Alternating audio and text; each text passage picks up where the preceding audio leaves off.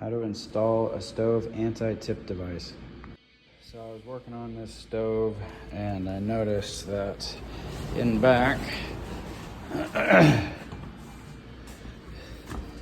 that is the wrong anti-tip device. It's for a different brand. And this is, or maybe it is for GE, but it's a different model. Anyway, this is the right anti-tip device, so it goes in the leg. So I'm gonna show y'all how to install this. First, we're gonna take the old one out. To install the new one, you're gonna need the anti-tip device, 2 screws and a drill, and a Phillips head screwdriver, because that's the kind of screws we're using. So these, you wanna put, like, if you have like this kind of setup where your stove is just like between the cabinets, then you're gonna wanna put this like against the wall and like a little bit to the, like away, a little bit away from the wall, because I learned that's just how the legs fit better that way. So just, you know, about that much, maybe like ½ inch off the wall.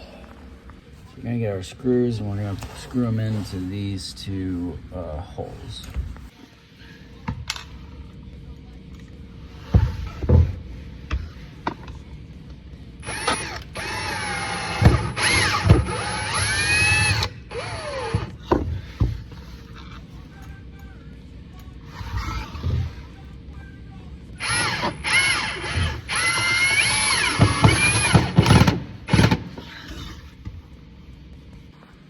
So that's the leg of the stove, and this leg like fits in like right in here, like it just slides in here, and then, you know, it just prevents it from tipping forward.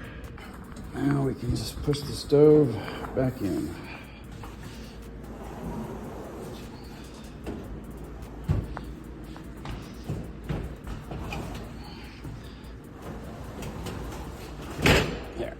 It should go like basically against the wall. If it's not going against the wall like flush, I mean, you can have a little bit of space because you do have that gas line back there after all, but you know, if it doesn't go back enough, then the leg is not going into the anti-tip device. So the reason it's called an anti-tip device is because it prevents the stove from tipping forward. Like if you have the door and, you know, say you have a kid and like they, you know, lean on this and then it flips the whole stove forward on them. So that's why they're named that, and that's their function. All good. Like and subscribe.